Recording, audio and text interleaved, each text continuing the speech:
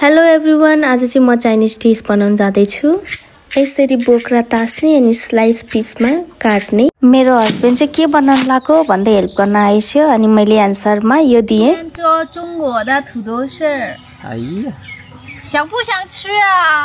कतिपयलाई थाहा नहुन सक्छ थुदुस भनेको। म चाहिँ हजुरहरूलाई भन्नेछु यो भनेको के हो भनेर। अहिले चाहिँ बनाउनतिर लागौँ है त। आलु यसरी काट्ने पातलो बनाएर अनि लसुन काट्ने यस्तो साइजमा अनि खुर्सानी पनि यसरी काट्ने अनि बोइलिङ पानीमा मस्त आलु हालेर आधी पाकेको छ कि काँचो छ भनेर चेक गर्ने, कडाई तताउने अनि लसुन खुर्सानी स्वादअनुसार, म चाहिँ स्पाइसी लभर हो। अनि त्यसपछिबाट आलु हाल्दिने, नुन, अजिनामोटो, सोया सस अनि छु भन्ने हुन्छ, छु कमिलो जस्तै त्यो पनि हाल्ने स्वादअनुसार। अनि रेडी भयो।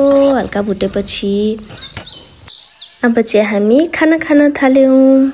ल गाइस, थुदोसो भनेको चाहिँ यही हो। हामी बुढाबुढी चाहिँ मस्त मगन भएर खाना थाल्यौ है। कतिजनालाई मन पर्यो मेरो मिनी ब्लग।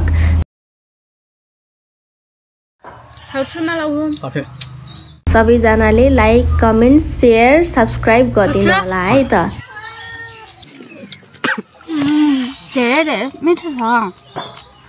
हजुरहरूले पनि यसरी बनाएर खान सकिन्छ।